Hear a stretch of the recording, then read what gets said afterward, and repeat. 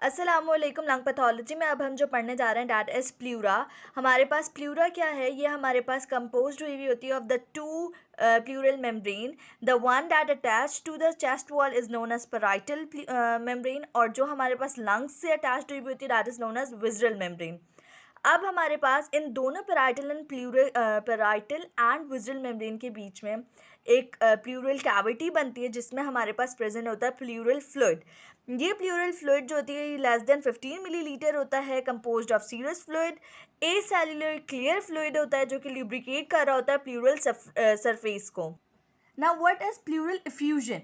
Plural effusion का क्या मतलब होता है कि फ्लूइड की एक्यूमुलेशन हो जाए इन द प्लूरल स्पेस। अब ये किस वजह से होती है, इसके पैथोजेनेसिस कंसिस्ट कर रही होती है 5 कॉजेटिव कॉजेस को।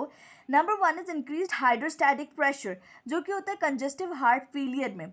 Number 2 is increased vascular permeability that is pneumonia, increase intrapleural negative pressure atelectasis, decreased osmotic pressure, nephrotic syndrome and decreased lymphatic drainage, mediastinal cancer। Basically इन सब प्रेशर्स में या वेस्कुलर परमेबिलिटी में जब हमारे पास वेरिएशन आ जाए, changes आ जाए, तो उसकी वजह से प्लूरल इफ्यूजन के चांसेस बढ़ जाते हैं कि फ्लूइड की एक्यूमुलेशन हो जाए इनटू द प्लूरल कैविटी। अब ये थी पैथोजेनेसिस की किसी भी प्रेशर की चेंज की वजह से। नाउ कॉजेज़ की बात करें तो उसमें हमारे पास दो में डिवाइड किया मैंने इसे, ट्रांसयूडेट एंड एक्सयूडेट।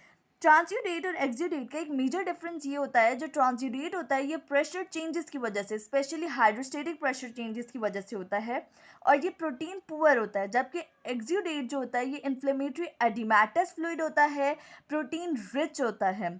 इसके कॉजेज़ क्या हैं ट्रांसयूडेट के? Congestive heart failure, cirrhosis, nephrotic syndrome and atelectasis. Exudate में आ जाता है parapneumonic effusion, tuberculosis, malignancy and pulmonary embolism. अब इन दोनों में अगर आप डिफरेंस देखें तो ये ऑलमोस्ट क्या है, इन प्रेशर चेंजेस की वजह से, ये ऑनकोटिक प्रेशर चेंज या हाइड्रोस्टैटिक प्रेशर चेंज या हमारे पास नेगेटिव प्लूरल प्रेशर चेंज, जबकि ये हमारे पास due to any disease, malignancy, embolism, उन सब चीज़ों की वजह से। अब टाइप्स ऑफ प्लूरल इफ्यूजन की बात की जाए तो इसको हमने डिवाइड किया into the inflammatory and non inflammatory. Inflammatory में 3 है, that is suppurative pleuritis, serofibrinous pleuritis and haemorrhagic, जबकि नॉन इन्फ्लेमेटरी में hydrothorax, haemothorax and chylothorax. Inflammatory pleuritis में सबसे पहले बात करते हैं सीरोफिब्रिनस प्लूराइटिस की, तो इसमें हमारे पास पल्मोनरी इन्फ्लेमेशन आ जाती है एंड सिस्टमिक डिजीज आ जाती है। पल्मोनरी इन्फ्लेमेशन में tuberculosis, lung infection, bronchitis, pneumonia and lung abscess, ये वो डिजीजेज होती हैं जो कि प्लूरल इफ्यूजन कॉज करवा सकती हैं।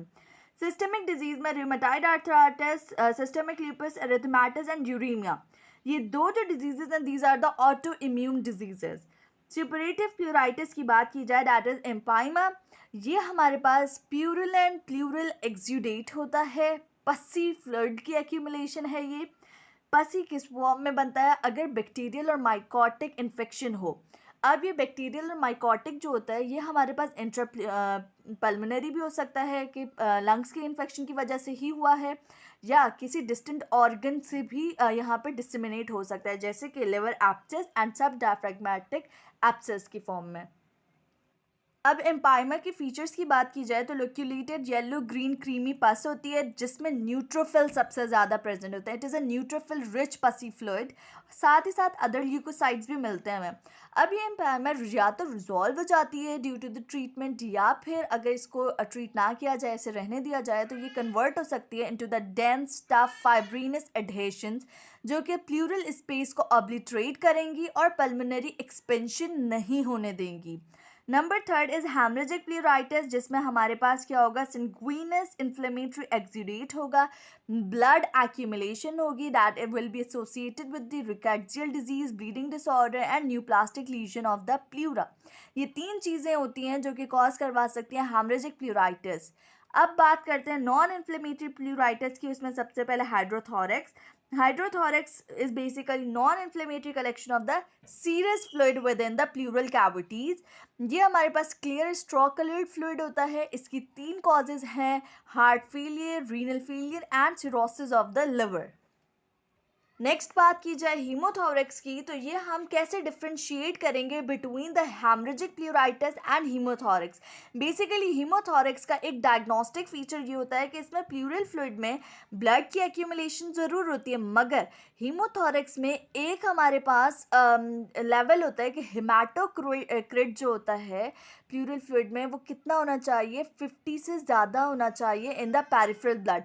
अगर पेरिफेरल ब्लड का हिमाटोक्रिट 60 है, तो जब प्लूरल फ्लूइड में हमें ब्लड मिलेगा तो उसका हिमाटोक्रिट कम से कम 30 ज़रूर होना चाहिए, half of the peripheral blood हिमाटोक्रिट। तो यूँ हम बता सकते हैं कि ये हीमोथोरेक्स है या फिर हेमरेजिक प्लूराइटिस हुआ हुआ है।